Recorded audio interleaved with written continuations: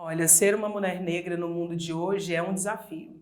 É um desafio porque a mulher negra, principalmente pela violência invisibilizada, né, pela forma como enxergam a mulher negra na sociedade, é mais difícil ser mulher e ser negra na sociedade de hoje.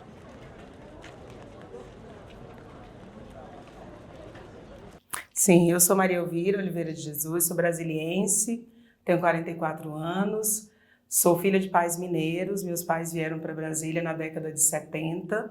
Minha mãe é dentista, meu pai foi servidor aqui do antigo IDAB-X, né, e hoje são aposentados, mas enquanto educadora minha história começa lá atrás, né. Inicialmente eu queria fazer o curso de odontologia, mas ao longo do ensino médio eu fui fazendo muitas coisas em torno da química.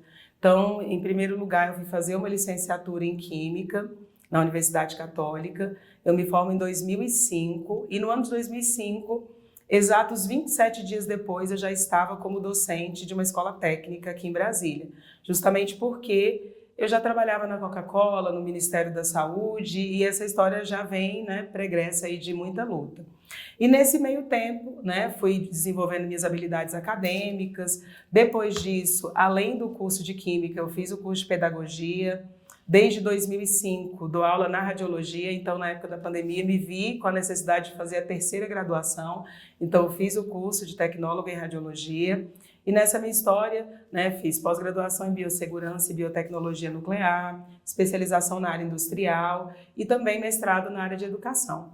Então, a educação está na minha vida desde sempre, né? Eu me formo, então, menos de 30 dias depois eu já estou na academia, mas na área da escola técnica.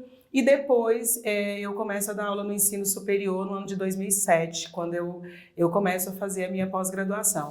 Né? E nesse meio tempo, enquanto professora universitária, professora acadêmica, além de professora acadêmica, também fui coordenadora pedagógica, né, de uma escola de ensino fundamental e médio, e eu fui coordenadora do ensino fundamental 2. Então a minha história realmente ela está em torno da educação, está em torno daquilo que eu gosto de fazer, que é ensinar pessoas, mover, transformar, porque eu acredito que o papel do educador não é se limitar a transferir uma informação, é enxergar naquele aluno algo que você passou e um pouco de você também. Né? E eu acredito que muitos dos meus alunos aí nesses anos, como professora universitária, como professora de escola técnica, eu me enxergo um pouco neles e sou muito feliz por essa escolha.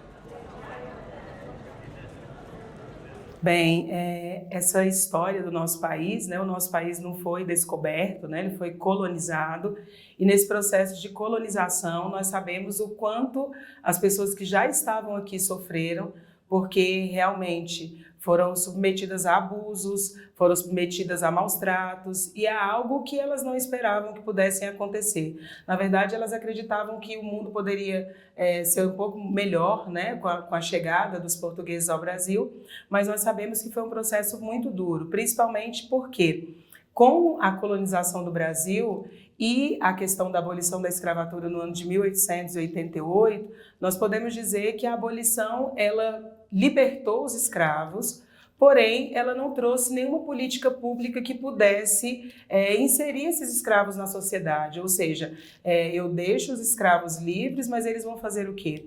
E as mulheres, né, em torno de tudo isso, foram as que mais sofreram, porque as mulheres negras, como elas já eram tratadas como domésticas, como trabalhadoras do lar, além disso, elas passaram a ter uma hipervalorização da questão sexual, então elas passaram a ser subjugadas, a ser subvalorizadas, e mesmo com a abolição, não houve nenhuma política de inserção dessas mulheres na sociedade. Então, acredito eu, e claro, com os meus estudos também, tenho a plena certeza de que unimos duas coisas muito terríveis para as mulheres, que é ser mulher naquele universo de 1888 e, além disso, ser negra, por ser abolida, ser liberta, mas não ter o que fazer diante, né, das não políticas públicas que não existiam naquela época. Né? Então, eu acredito que o maior prejuízo realmente foi da mulher negra diante desse cenário que era vivido, né, nessa época.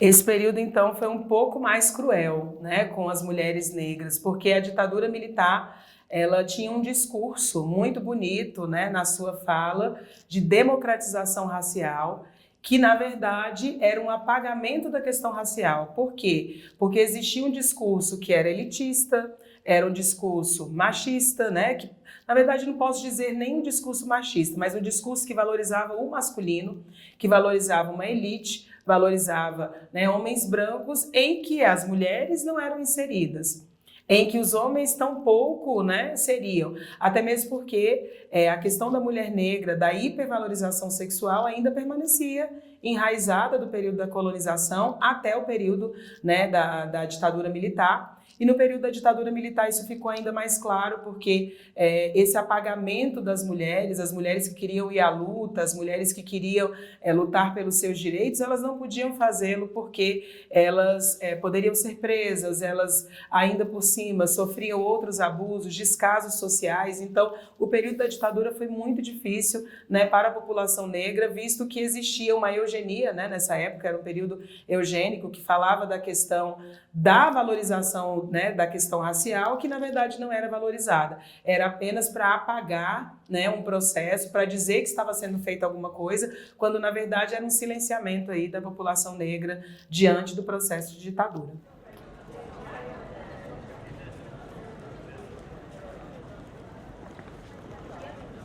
Claro, acredito assim.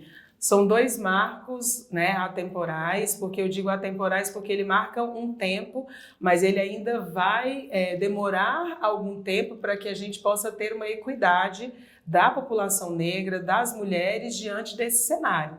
Então, o primeiro passo já foi dado, que é a criação do marco legal, de termos duas legislações importantes, que é a legislação de cotas e também a legislação, a Lei Maria da Penha, mas eu posso destacar, né, dois campos paralelos. Primeiro, a questão da lei de cotas, porque a lei de cotas fez com que a gente tivesse dentro da universidade uma população que não chegava à universidade, principalmente à universidade pública, porque as políticas públicas não atingiam essa população, que não se achava capaz, que não se julgava pertencente ao nível acadêmico. Então, nós vimos na academia, né, principalmente nos cursos da área da saúde e os cursos de direito inicialmente, eram cursos em que prevalecia a raça branca, né, a branquitude. E com a questão das cotas raciais, isso acabou se tornando um pouco mais igualitário. Né? Não vou dizer que atingimos aquilo que gostaríamos, mas nós estamos avançando. Por quê? Porque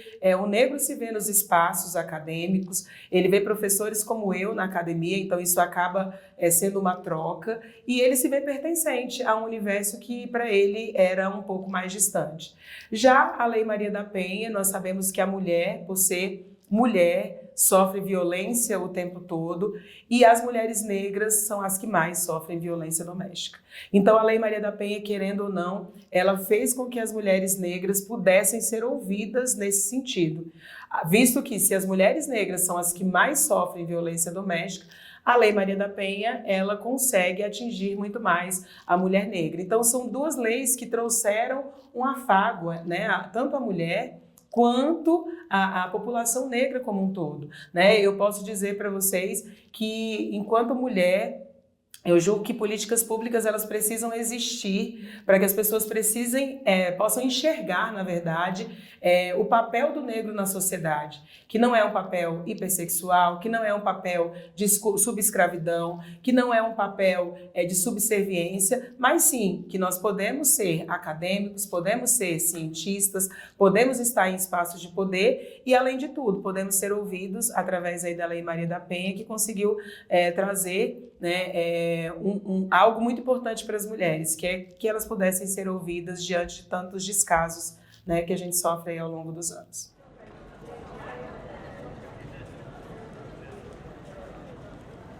Olha, os principais impactos eu posso dizer que foram vários. Primeiro, porque as mulheres negras são as mulheres que hoje são arrimos de família, chefes de família, mas que são mulheres que não têm emprego formal.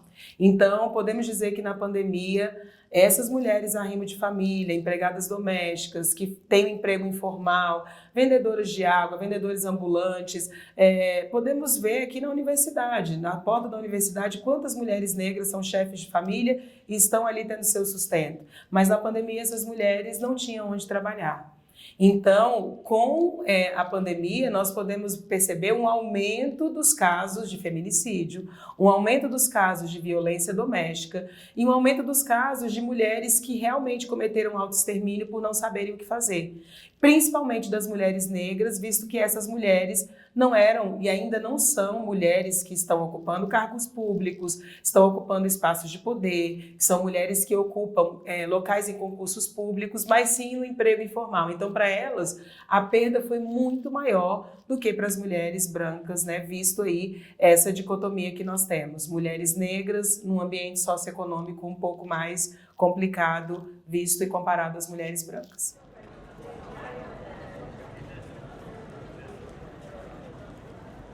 Olha, tem várias, né? Ficaria aqui horas falando dessas mulheres. Como eu falei para vocês, dentro dos meus objetos de pesquisa, né? Conversei bastante ainda com o grupo que está aqui fazendo o trabalho. Eu faço um trabalho hoje em representações sociais das relações étnico-raciais. Então, é um universo que eu me aprofundo e que eu sou realmente apaixonada por estudar, por conhecer mais. E eu tenho como referência a Dandara dos Palmares, né? Que lá atrás... né, foi uma mulher muito forte nessa questão da abolição da escravatura. Também temos Teresa de Bengala, que foi muito importante na questão quilombola. E mais atualmente, duas grandes mulheres, que são a Lélia Gonzalez e a Sueli Carneiro, que são grandes referências para o feminismo e para o protagonismo das mulheres negras. Também posso dizer outras, né? Essas eu posso dizer que foram aquelas que foram resistência, ainda são referências de livros, são referências de literatura, mas hoje nós temos Djamila Ribeiro, nós temos Bárbara Carini, que são grandes químicas. A Bárbara Carini é química como eu, a Djamila Ribeiro é filósofa, são duas grandes mulheres que hoje são aí ativistas na área da mulher voltada à questão da raça. Então eu posso citar essas 6 mulheres aí como grandes referências.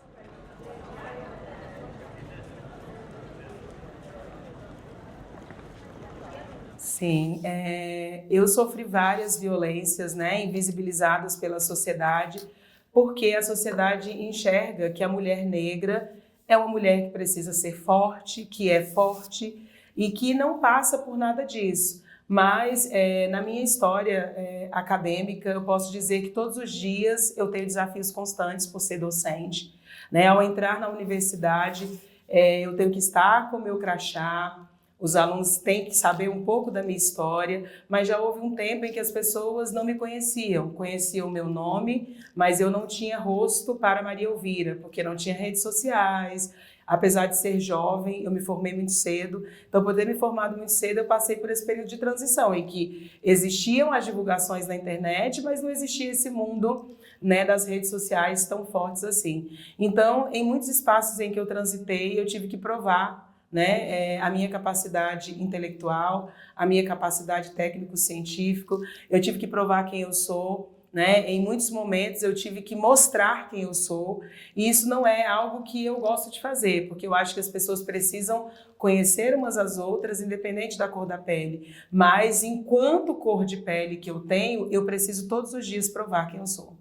Então, todos os lugares que eu vou e que as pessoas não me conhecem, eu preciso contar minha história, eu preciso dizer por onde eu passei, eu preciso dizer que eu tenho 20 anos de educação, que eu passei por várias universidades do Distrito Federal e que hoje eu tenho uma carreira consolidada enquanto educadora. Mas nessa trajetória ela nunca para, ela nunca cessa, porque todos os dias eu tenho desafios constantes, né? Trazendo aqui para vocês um exemplo, né, de todos esses desafios, eu já estive em lugares para ser palestrante em que eles não tinham o meu rosto, eles tinham o meu nome e o meu currículo, e eu cheguei para palestrar e ao chegar nesse determinado local, eu falei, olha, eu sou a professora Maria Elvira, mas você é a professora Maria Elvira? E as pessoas me olhavam de cima a baixo, procurando entender como que eu estava ocupando aquele espaço. Hoje eu me sinto feliz em ocupar espaços de poder, mas posso dizer para vocês que é um caminho frequente e constante. primeiramente, porque as pessoas ao me verem falam, nossa, você é uma mulher alta, você é uma mulher grande, nossa, como você é extrovertida, mas ninguém sabe os desafios pelos quais eu passei e pelos quais eu passo todos os dias. Então, ser uma mulher negra nos dias de hoje é provar e provar todos os dias a que nós viemos e quem nós somos. E principalmente num mundo em que a mulher branca, ela é vista, né? A visão da mulher branca é diferente da visão da mulher negra. Se nós tivermos duas mulheres juntas em um mesmo espaço e perguntarmos quem elas são, provavelmente eles não vão dizer que eu sou uma pessoa que estou na academia, que faço ciência, que sou pesquisadora. Provavelmente eles vão me colocar em lugares que eu não transito hoje. E para a mulher branca, eles vão dar a ela espaço que talvez ela nem esteja transitando. Então, para a mulher negra, a trajetória é muito mais difícil. Porque nós temos que provar todos os dias quem nós somos, diante de um universo que, além de tudo, é sexista, né? E, infelizmente, é um universo racista. Posso dizer para todas as mulheres negras e mulheres que estão me ouvindo, não para. O primeiro passo é não parar. O segundo passo é ter conhecimento, porque o conhecimento transforma, o conhecimento transporta e te leva a lugares que você jamais poderia imaginar.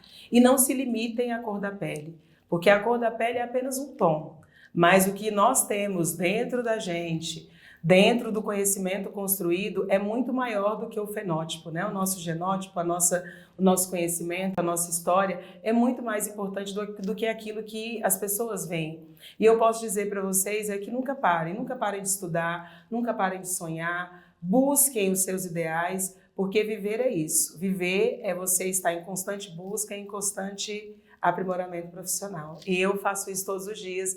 Continuo estudando, continuo buscando, porque eu acredito que a única coisa que não sobra na nossa vida é o conhecimento. E, como mulher negra, eu tenho que provar esse conhecimento todos os dias. Queria acrescentar algo assim importante, né? Eu digo que eu sou uma mulher negra, empoderada, uma mulher que acredita que o mundo pode ser melhor, porque eu tive uma mãe tão forte. Né? A minha mãe é uma mulher parda, o meu pai é um homem negro, mas a minha mãe, todos os dias ao acordar, todos os dias quando eu estava, né, ou indo fazer um trabalho, ou indo para a faculdade, ou enfim, tinha momentos que eu falava, ai mãe, eu tô cansada, ai mãe, eu não vou dar conta, eu acredito. E minha mãe falava, minha filha, você pode ir a qualquer lugar, longe é um lugar que não existe. E minha mãe falava isso para mim todos os dias. E eu falava, mas será que eu vou conseguir chegar lá? E hoje, quando eu me vejo nesse espaço, eu vejo que eu só estou aqui porque a minha mãe falava todos os dias que eu tinha essa capacidade de estar.